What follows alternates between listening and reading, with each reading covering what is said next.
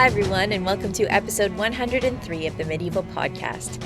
I'm Danièle Savalsky, also known as the 5-Minute Medievalist. If there's one thing the medieval period is known for in the popular imagination, it's warfare. Stereotypes abound about medieval bloodlust and glory, and how diplomacy was virtually unknown. But war isn't like it is in storybooks, and it isn't glorious. The people who actually fought in the Middle Ages knew that it was brutal and bloody and horrific, the stuff of nightmares, so it was something that happened after attempts at diplomacy failed. To get the full picture of what medieval warfare was actually like, it's important that we push past stereotypical ideas about it and listen to the words that medieval people left behind. This week, I spoke with Dr. Michael Livingston and Dr. Kelly DeVries about warfare in the Middle Ages. Michael is a professor at the Citadel, the military college of South Carolina, and the author of a whole lot of books, both fiction and nonfiction. Kelly is a professor at Loyola University and a similarly prolific writer, although he sticks to nonfiction. Kelly and Michael have written a few books together, including The Battle of Crécy, a case book, and Medieval Warfare, a reader, both of which won the Distinguished Book Award from the Society for Military History. It's the second book that I invited them to speak with me about today. So here's our conversation on some of the ways in which using contemporary sources can give us a clearer idea of warfare in the Middle Ages, how it was fought, how it affected people, and how we know about it. Well, thank you, Michael and Kelly, for joining me to talk about medieval warfare. It's so nice to see you guys again. It's been years since I've seen you. Been years since we've seen anybody. Pandemic sucks, man. Pandemic sucks. Yes, absolutely. Let's put that on a t-shirt. All right. Not a fan. 1 out of 10. 1 out of 10. Can be less than one. So I brought you on the podcast because you two have just put out a reader, which is just a collection of primary sources about medieval warfare, which I absolutely love, and I've recommended it to people already. So it's about time that I have you on the podcast to talk about it. So when you guys are putting together this medieval warfare reader, what were some of the things that you wanted people to know about medieval warfare when you're collecting these primary sources? What were some of your goals for telling people about medieval warfare? Well, for me, it was like the collections of 30 plus years. 40. I've been doing medieval warfare for, I would say, 40 years since I was in grad school. And over that time, I had just collected bits and pieces, some very funny ones, very sad ones, but a lot of interesting pieces. When University of Toronto Press said we'd like a companion piece to medieval military technology, which they brought out the second edition of, I said, well, this would be a good place. And then I just dumped them on Mike and said, makes sense. That's about right. That's our working. That's a working model. Yeah. So I mean, Kelly throws all this at me very, very kindly. It's like, will you help out? From my perspective, we had, and we can talk about this, we had hundreds of sources that we had to comb through. And it was really hard to strike a balance between the sort of expected sources that people would have, right? They're teaching 100 Years of War or whatever, and there's certain things that they expect to see there. But also wanting to sort of broaden the perspective of medieval warfare beyond the sort of quote-unquote traditional sources. So incorporating a lot of non-chronicle sources. Everybody does the chronicles all the time, and there's a good reason for that. They're great. But to get more poetic sources in there, we were both very keen to get a more diverse perspective in terms of geography and in terms of gender and class. Too often, medieval warfare is sort of approached in a very kind of siloed fashion, just looking at the England-France axis and just looking at these kind of traditional sources within there. So we worked very hard to broaden that scope. It was tough at times because it meant we've got to drop this source that kind of everybody would expect to be here in order to do this one that nobody is going to expect to be there, but we need it for that diversification that's so important to us. So yeah, there was a lot of stuff going on in putting this together. Yeah. And while we knew there was going to be some problems, obviously, with the number of sources that came before the later Middle Ages, we wanted to make sure we had some sort of a balance. And I was actually very surprised at how many really interesting sources came out of an earlier period, and some not expected. As Mike said, I don't think some of these we expected. And then others that we expected, but we found like a greater love, or we had a misunderstanding about how to interpret it. that wasn't even a part of the book, but how to interpret the battle between the father and son. The Hildebrand and how to And I had always I've been teaching it for years. And I remember we were on my deck one day and completely different interpretation. We were sure going to have it in because it's a tremendous poem. But then completely different interpretation. I think we spent 3 hours hashing this out. Still don't agree. We only don't agree because you're wrong, Kelly. Like, if you could just stop being wrong, we would be in agreement. I don't get it, man. You know, son, I'm an old warrior. I'll tell you, I am what I am. Yeah. Remember, it's Daddy who wins in that battle. Yeah, it's also fiction. So, yeah, it's. I don't know about that. There was a lot of that kind of thing because a lot of this we retranslated. We used traditional translations for some of it. We couldn't retranslate everything, but that poem, for example, I retranslated. And anytime you're translating something, you're also to some degree interpreting it. You can't help but do so. And obviously, I had translated like this is what the hell the poem means. And so I translate the poem and I give it to Kelly, and he's like, "What is going on here?" and that having that dynamic was really important to us. Kelly and I have written several books together. I think 3 now. Is that right? 2 of which have won distinguished book prizes. So, including this one, which is cool. That's part of the reason we work well together is that we can disagree in a friendly way. And, even though he thinks I'm a fool for my interpretation of something, it doesn't lessen his respect for me, that kind of thing. So it works really well. Yeah. Well, yeah, no, we don't judge anything. And I think the translation process was really one of the nice things because we knew immediately, well, we were going to have some difficulty if we had older translations for numerous reasons. We were going to have difficulty if we had translations that were coming out of Oxford or someplace that might charge a bunch. And then we were just cocky enough to say, we can do better. So we'd launch into translating things. I ended up translating a big part of Boissard on a tournament.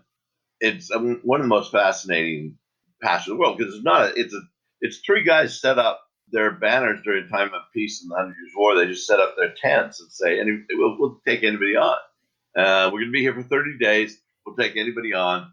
And once you got past the older bad translations of Boissard, you realize what he was talking about was something he was at. And it wasn't a formal joust by any stretch, but it followed all the rules. And there's one really interesting passage where a German knight comes along. I think they're pretty suspicious about him anyway. He does fight the English side. And he does something wrong. And Froissart clearly doesn't know what it is. But everybody stops. And all the sides meet together. And the guy ends up having to apologize and then being kicked out of the joust and all this other stuff. And then Froissart still doesn't really understand. But they all clearly do. Everybody on both sides just clearly said, you just did something wrong. And that's that. And so you get to see the interplay of the actor, who's the jousters in this case, but everybody, and Froissart too, who's writing this down with as much interest as we are getting from his words. Yeah, there's a whole bunch of interesting, the whole book is interesting sources, stuff like that you retranslate and you look at again. And Froissart, I think, is one of those sources that everybody knows is out there that they look at again and again. And it's great that you've retranslated it for people to look at as well. But one of the things that really caught my eye in this book is that you do have a lot of sources that are not very normally in these collections. And one of them that really jumped out at me was there's an agreement in here for renting armor. So where did that come from? Where did you find that? Kelly, there was an interesting book on that I had gotten a long time ago on this kind of poet soldier, Marcellus, and he fights as a mercenary. He's a Venetian, but he fights as a mercenary all over the Ottoman world and everything. And he hasn't really been looked at much, but a wonderful author there, his name is Livingston for the moment, had put passages of poems in there, and they were just here and there were bits and pieces, and there was one that she threw out. It wasn't even his, but it was about this armor that could be rented. And I realized, this is probably those guys who are coming up, and in Italy in that way, if you wanted, because because everybody's buying service of everybody else. So if you want to make a name for yourself, you couldn't come up with, granddad's old helmet and granddad's old mail. So what did you do? What a wonderful contract having that. And a lot of times that was just both of us would stumble onto something and send it to the other. That's how I ran into the one that one of my favorite ones, which is where the Ottoman envoys in Venice, and they take him up to the top of the Venetian, to the top of the tower. And this is in one of the Venetian senators' secretary is with them. And they go to the top of the Campanile, which of course we could see now. We can go up in it. They were bragging, "Oh yeah, look at Venice. I mean, you guys could never take it." And the Ottoman just says, "Yeah, here's how we do it." That's how they would do it. And he quiets everybody else in the crowd, and then they walk to the bottom. It's just this, oh yeah, no, I'm sorry, Venice, you're not very well protected here. This is how I do it. Yeah, exactly. Like that's the kind of voice that you're getting through this reader, which I really appreciate. And Michael, you have one. You're more of a literature guy in a lot of ways, and maybe Kelly is. And one of the things you have in here is troubadour poetry. One about March being like, spring is the time when I appreciate that warfare is coming. Warfare is around the corner. So can you tell us a bit about that poem and spring being a time for warfare? Yeah, so that's by a guy named Bertrand de Born. And this is actually one of these things that, again, I think Kelly and I debated. I'm going to put words in Kelly's mouth. He can just disagree with me if he needs to. Kelly sort of viewed that as entirely serious. The Bertrand de Born is like, yeah, dude, this is the best. Spring is awesome. Finally, we can get off the sidelines and go start slaughtering people. And the poem is incredibly like rough. I mean, it's like, oh, it's so cool to like pinion a peasant on a lance. Like, isn't that awesome? Like, it's really, really graphic and horrible. Whereas I read it and I'm like, man, I think a lot of this is kind of like conventional. Not that it's sarcastic necessarily, but it's not really.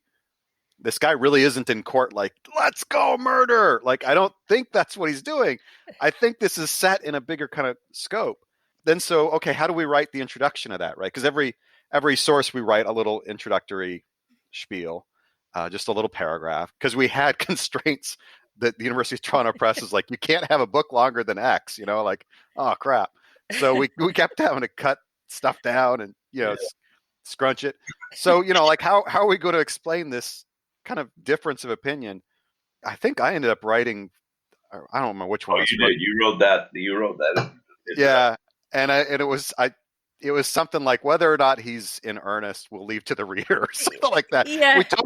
We totally just punted it because, to try and explain what I think is going on there doesn't fit in a paragraph, right? How do you explain somebody sort of using these generic conventions, within a courtly context and all that? No, that's a book. Like, I can't do that in a paragraph. So we'll at least try and raise the issue for the reader so that the student or whoever's looking at it at least kind of has that in their own head. Like, well, what would that be, right? And they can go from there. Because even though to some degree we are directing readership by the way we have structured the book, by the things we've chosen, all that kind of stuff, you nevertheless want this to be a book that people can manage their own way through it, right? You can construct a syllabus or whatever, a course of study, moving in and out in whatever direction you need to do. We want it to be as open as possible for that. Absolutely. And I did read that as, someone who does close reading, I suppose. I did read that introduction saying, we'll leave it up to the reader to decide whether it's in earnest or not. And I was thinking to myself, there's some disagreements on how this got into the book. But I mean, yeah. I think it's worth mentioning because one of the things that I do hear from people is kind of this assumption that medieval people didn't really understand sarcasm. And that's definitely not true. So I'm glad you mentioned that in terms of the poem.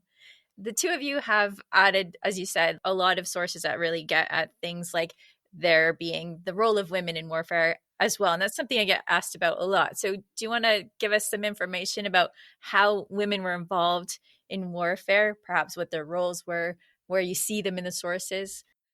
You're getting beyond Joan of Arc. I mean, we, of course, had to put some stuff on Joan of Arc. So I retranslated a large part of the Journal de Siège d'Orléans, talks about her coming to the siege, and then we have her letter to the English in there. But you can't have just Joan of Arc. I mean, she is an anomaly, so you have to have the others.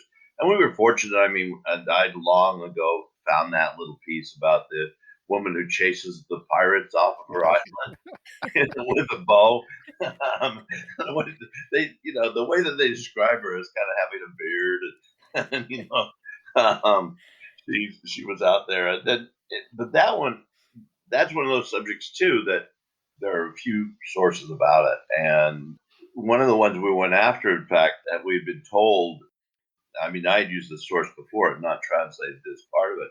There's a poem by a man named Guillaume Guillard that was written in the early 14th century, and he's on campaign with the French against the Flemings.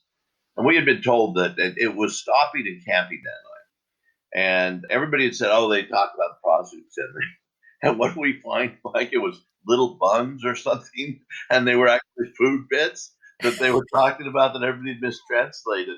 And in fact, when the camp stopped, there weren't women there at all, except for the ones who were making food. Literally, the camp stopped, and all the camp followers then went and started cutting ovens into the banks of the river, and there were a number of other things. But it was very clear that what the men cared about when they were on the move was having food and beer. So we had to put it in, but we obviously couldn't put it in as something about women. Yeah, that was an interesting one. That's the hardest damn thing I think I've ever translated in my life. If I ever have to translate something that guy did again, I'm going to hurt somebody. It was so bad. There's 55,000 lines of it. So oh my God, it is so bad. I mean, it's amazing stuff, but just his dialect is not normal.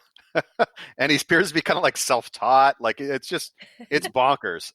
But yeah, we were told it had prostitutes in it. There were no prostitutes, which was a disappointment, I guess, because we were like, oh, let's get this in. But the big thing for us in trying to find those kind of female voices was also finding sources written by women, which we have quite a few of, whether they were letters, poems. One of my favorite pieces in the whole book is the first one, which is a poem by a woman about the aftermath of warfare and about how she sort of perceives what's happened.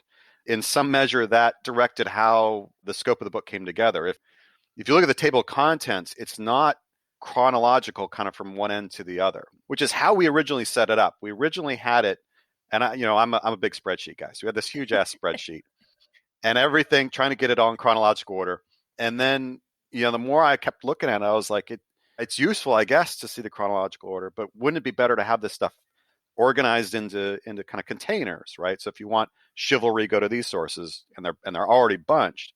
And then the more I looked at it beyond that, I thought, well, wouldn't it be nice to have a sort of structure in which we're foregrounding not the battlefield, which is what everybody's going to come to this for, but on the sort of peripheral effects of the battlefield and these cultural effects.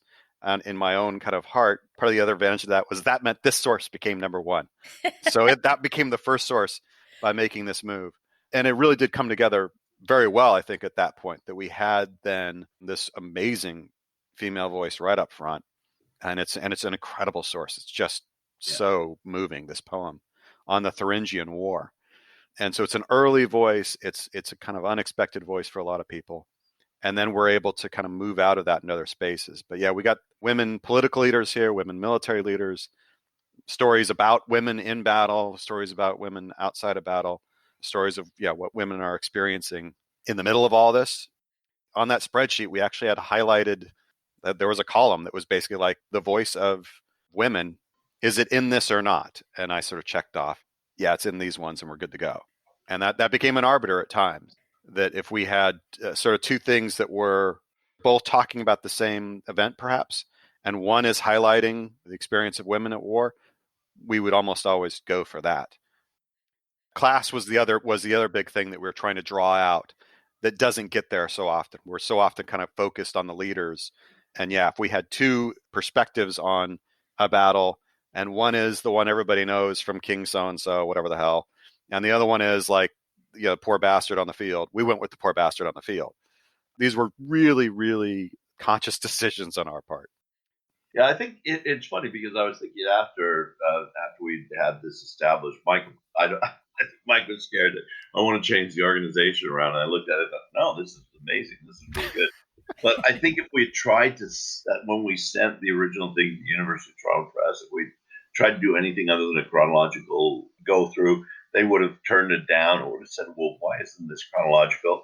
And yet almost everybody who's reviewed it, we've got Oxford Brooks is setting a whole course built around our book. And they've all said, oh, we love this organization. We love the fact that, you've got chronological, but you've broken it down. And then the fact that we approach war's finality first. And the kind of the negative aspects of war, not the glory of war, but the negative aspects of war. What happens? What about those who are left behind and stuff? And all of that has appealed to the reviewers, as you pointed out. It's appealed to people who've read it, that it's a little bit different, but not unusual. In fact, that it's very useful in teaching. That's what our purpose is, anyway. Yeah. I mean, we really did think, look, warfare is not the battlefield. The battlefield is part of warfare, but war doesn't end when the battle ends. Ripples of that go out a long, long way. And the bigger we can capture that, the better. Within the dictates of Toronto's, like, no, you can't have the book be that long. Like, damn it, come on. It's 139 sources. Yeah.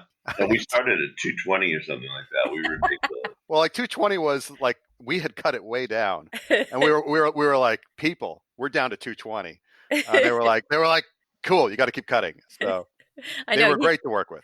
They were great to work with. It was funny because I came across two, and we were right in the end. So, and we were having a little bit of difficulties because we also had a financial limit as far as paying for those we had to pay for. And there were some we couldn't, the Greek sources we're not going to be translating, and they're published and often, get picked up, and they're a little more expensive. And some that we were told were too expensive that turned out not be as expensive as others from smaller presses.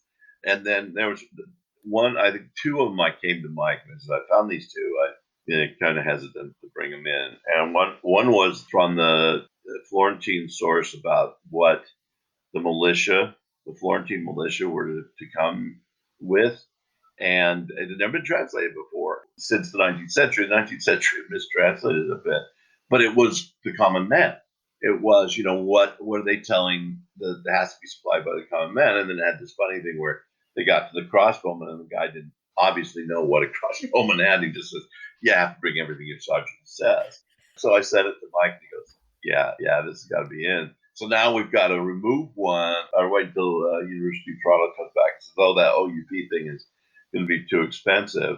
And then another one was a letter I came across that was written in the middle of the 100 Years' War, where one noble from France is writing a noble in England and saying, this shit's got to stop. We got to figure this one out. And it's an amazing wish for peace, where two guys who are below the decision makers are trying to figure out how they might change and stop the war.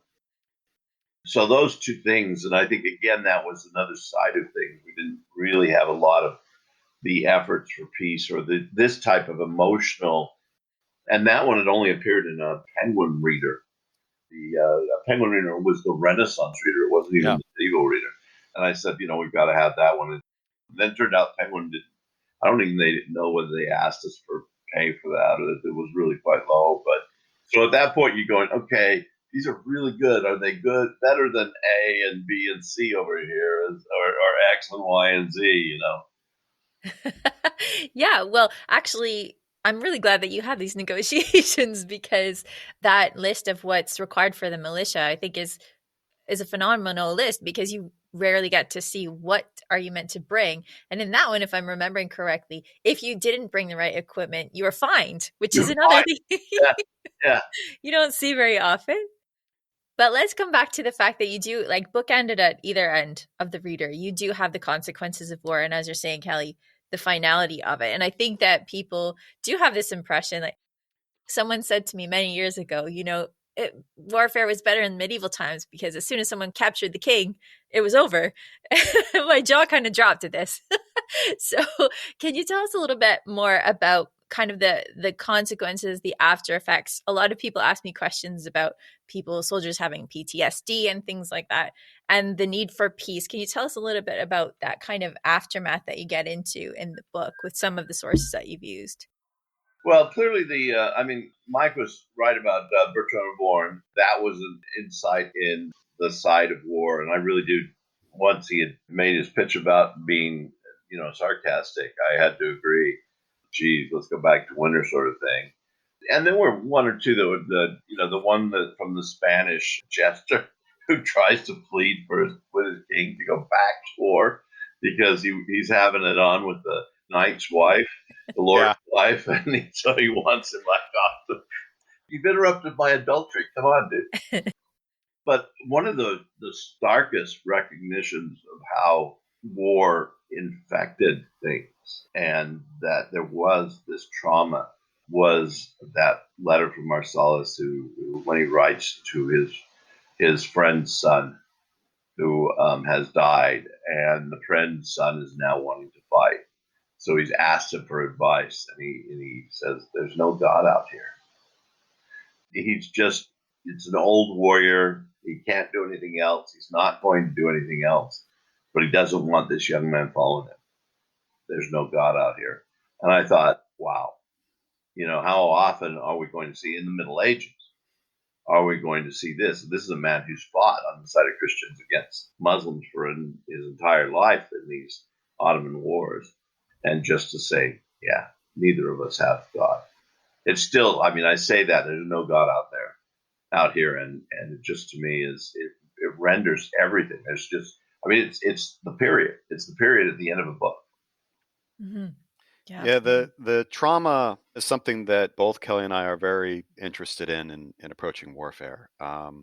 We don't study warfare because we think war is great. Quite the opposite. We are absolutely pacifists. Like, this not good. No. If you study war, you better not be into it. You can't be into it if you study it. So finding the voices of trauma, though, is difficult because, even today, right? I teach at, one of the 6 senior military colleges in the United States of America. I've got a lot of veteran students. They don't like to talk about trauma. There is a call it whatever you will, bravado, toxic masculinity, whatever. People just don't want to talk about it. And I understand.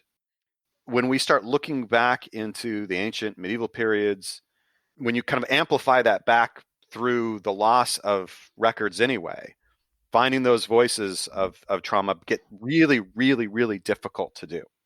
So anytime we found it, we were extremely pleased. We have a thing in here about veterans, the veterans of the 100 Years' War, a poet in England saying, we have to take care of these guys. They're all like living basically on the streets. And you could take this same poem and it applies today, right? It's my God, these people fought and bled for us. And now they're in the streets because when they came back, there were no jobs for them. Like, it's straight up the same stuff that happens now. And you kind of read back into that, of course, the trauma of the individuals involved. And then there are those sources that we found. Kelly's mentioned one there. My favorite, is it okay to talk about a favorite source when it comes to trauma? The most moving one to me is the poem on the Crecy dead, which we only have part of it in here. The whole thing is in the Crecy case book that Kelly and I did, but we put part of it in here. And, this is a herald who is brought to the field to basically identify the dead at Crecy. The English have killed all these people. They don't know who they killed. How do you know if the king is dead? Like, how do you know if the Duke of so-and-so is dead? Well, the only way they had to do that was to collect insignia, basically, the coats of arms and all this kind of jazz, all the sigil, bring all this stuff together, and then be like, oh yeah, that's the coats of arms of so-and-so. He's clearly dead because we got his stuff. And it turns out that this is actually not a very good identification process, because if somebody drops something, everybody's like, oh, they're dead. Like, no, they're not. They just ran away. So it ends up being, I did a study on this a couple of years, what was it, like 40, 50% accurate. But at any rate, poor Collins is brought to the battlefield, to a big tent, to try and identify these insignia. Now, 6,000 guys die there, something like that. He gives us the fullest list of anybody. What, about 30? Is it about 30, he says? 33. Yeah. He identifies 33 men, and that's more than anybody else is able to identify.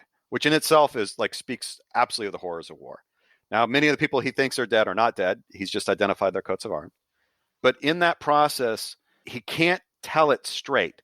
He has to tell it through this like fantasy of a dream that he had, in which he's taken into this castle and all this kind of stuff. It's as I've said in other places, it's the same thing as the way J.R.R. Tolkien has to deal with the trauma of the Battle of the Somme. He can't talk about it directly. Instead, he writes Lord of the Rings.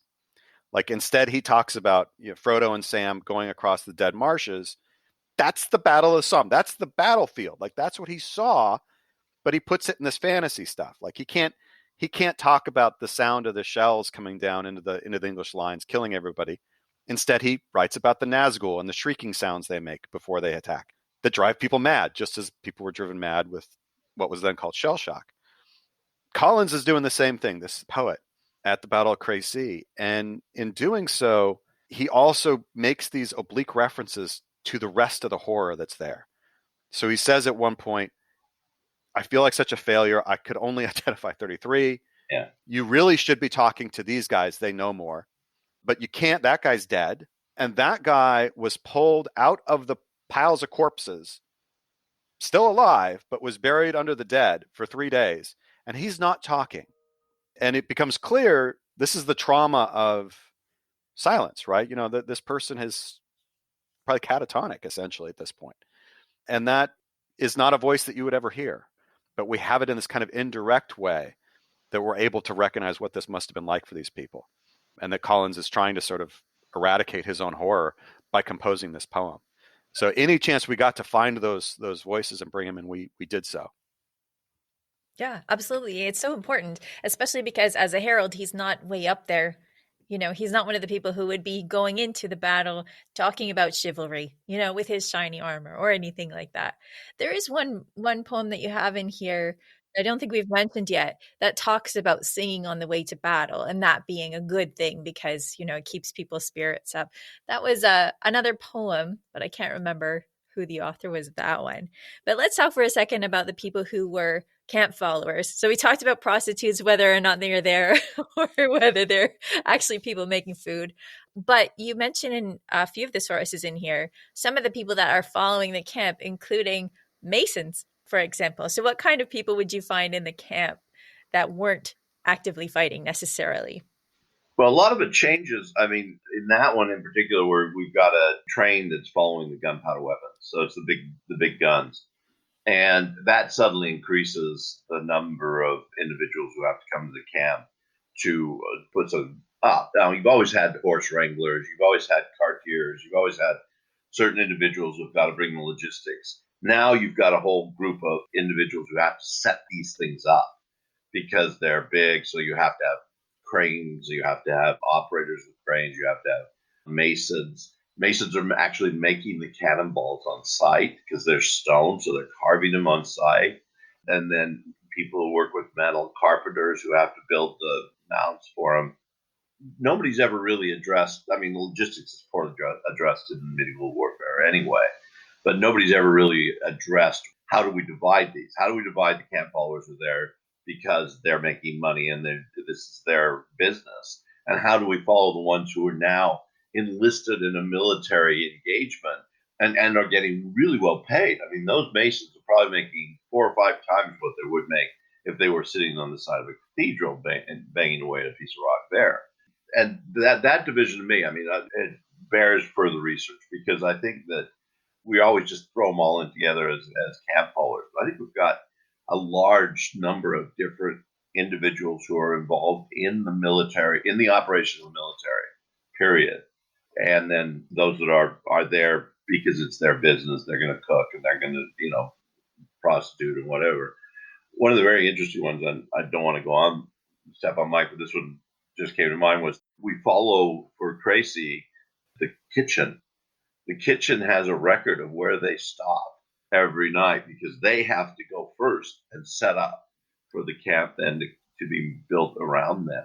And you realize both how important it was for food to be there, but also it gives us the best account of where the camp is.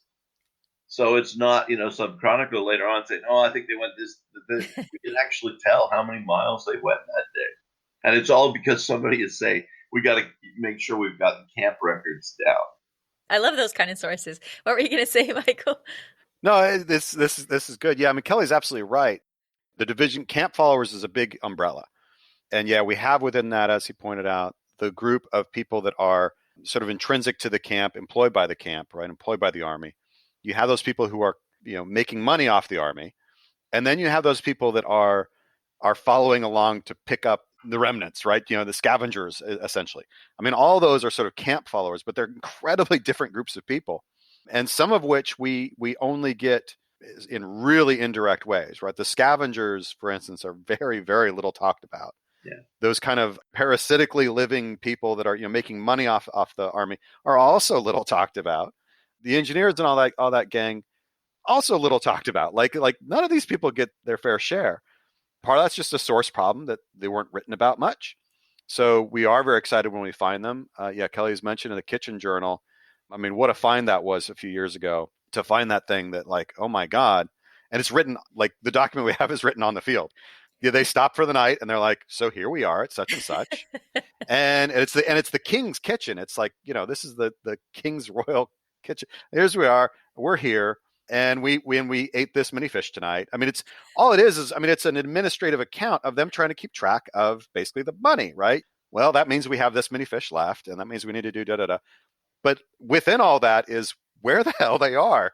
And the fish stuff is interesting, I guess. But for me, when I was trying to locate the Battle of Crécy, like, the King's Kitchen saying where they are is kind of a big deal. And this is a source that everybody had ignored because it was administrative. And so, who cares? Well, it's actually really intrinsic to what's happening. And there's an awful lot of this that we might be stumbling across something. There's more out there, right? There are a lot of sources out there, especially these administrative records, that are completely ignored. Nobody's touching them because they don't have that narrative account of the battle or whatever, right? They don't have that stuff. Yeah, but they might have some really vital information about what's happening, where it's happening, who's happening to, like, what is going on with the camp followers. There's a lot of information on that locked away in these administrative records. I say locked away, like it's not under lock and key. It's just people aren't looking at it, right, and aren't translating it to make it kind of more widely available. So yeah, you're absolutely right that these camp followers are little studied. I mean, we this is just the tip of the iceberg, the stuff that we've pulled out for the reader, honestly. One of the ones that we had to drop a number of years ago when I was working on early gunpowder weapons was a surgeon in Charles the Bold's army in 1470s. And he is included among these administrative positions. And he's complaining that he doesn't have enough balm because the handgunners, the shot blast coming out of the pan of the handgunners is burning the faces of the gunners, and they're bitching about it. And so he's got to take it. And you go, all right, now that tells us about the gunners. It tells us where the blast comes out of that it's into their faces. Also means they're not holding their faces down over, that it's coming out. And then we've got a surgeon who's there, who's chiefly responsible. He's expecting big, huge wounds, and he's salving down faces that have gotten burned by this blast. It tells us so much that we would not have encountered before. And yeah, I mean, we couldn't include that one. Yeah, well, that brings me full circle because we do need to wrap this up in a second. And I was going to ask you, so this is a great source book for people to start when they're trying to learn more about logistics and things like that. It's not just chronicle accounts. But from here, where do you think people should start looking to find out more of the details of medieval warfare? Because those chronicles have come out. Lots of people have seen them. Where is the next place for people to start looking for information if they want to study this further? We're talking about account books, surgical stuff. I mean, that's the thing, is that in almost any source, you've got something about war, because war is just pervasive in the Middle Ages. There's stuff in saints' lives that are really valuable. For example, John France was going to get into those and actually found too many accounts of warfare in the early Middle Ages, and he didn't want to give the rest of his life to saints' life. I don't blame him on that, but and just different records that people don't think about, but just store them as you go along. I've seen a list of the list of the militias was there, and everybody had recalled, so even if it's there, and so a lot of people use it like that, or like the poem of Guillaume Guerard, go back and check it out, because there might be some stuff in there that you don't know is there because you're using somebody else's translation who wasn't looking for what you are. So reading just everything. Yeah, and I would say basically the same thing. When you start to understand how endemic violence was to the period, you start to recognize its ripples are everywhere. It's touching everything. And so even places where, you think, Sir Gawain and the Green Knight, most people don't read that with an eye towards what it's talking about medieval warfare. But it very much is, not just settled within the politics of medieval warfare, but it's literally steeped within the language of medieval warfare. And this is the case with, Chaucer. I mean, like it's all there. Chaucer was captured in battle as a teenager. He was held by the enemy. You don't think that's in there somewhere? Of course it's in there, right? But we don't always kind of approach it from that way, either because we are reluctant to do so, worried that this makes us warmongers or something, or just kind of blindly ignorant of it. Chaucer's courtly fun. Well, yeah, he's that. But also, this is somebody who knows what he's talking about when it comes to violence and warfare. I mean, at the end of the Knight's Tale, when the dude dies in the arena, I've taught that to medical students because his manner of death is correct. For the injury he has taken, that is correct. That is what you would see. It almost assuredly, Chaucer saw a dude die in a tournament, and that's what he described. I mean, it's a fun and games of the Knight's Tale, but what he is describing is the actual physical death of a human being correctly. And that sort of puts you in a different mindset. So as Kelly said, just sort of, yeah, we have a reader here and it's brought a bunch of this stuff together. But what we're sort of talking about, it is kind of everywhere. And it is useful to get one's head around that. Yeah. Absolutely. Yeah. I mean, Dante's amazing tale about what Comte de Montefeltro. And then you realize Dante was at the battle and probably didn't follow him. He may not have seen him actually die. I think that's this whole description about the blood-filled field because Juan Conte is shot through the neck. It's clear, and it's such an emotional undertaking for Dante that he remembers it years later, and it's a different tone in Paradiso than all the rest of it. The trauma that's come through. Absolutely. And so as we wrap this up, I do want to thank you for putting together such a great reader that really gets at the humanity of warfare. And it's not just about chivalry. It's not just about banners. It's not just about violence. So thanks so much for that reader, which I really appreciate. I hope other people will read. And thanks for coming on the podcast to talk about it. You're so welcome. Happy to do so. To find out more about Michael's work, you can visit his website at michaellivingston.com or follow him on Twitter at medievalguy. To learn more about Kelly's work, you can visit his faculty page at loyola.edu/academics/history/faculty/DeVries. Their award-winning book is Medieval Warfare: A Reader, and you can find it, along with all of the other books featured on the podcast, at our new shopfront, amazon.com/shop/medievalists, where everything you buy gives a little bit back to helping keep this podcast on the air. Before we go, here's Peter from medievalist.net to tell us what's on the website. What's new this week, Peter? Hey. Well, there's a little online treat for all of us from the people at the Bayeux Museum about showing the Bayeux Tapestry. So it's a new look that you can scroll through the entire tapestry in just like one viewing. Take a look is very, very cool. The best kind of like online version there is of that 11th century embroidery. So we talk about a bit about that and about some of the research that's been taking place on the tapestry in the last year.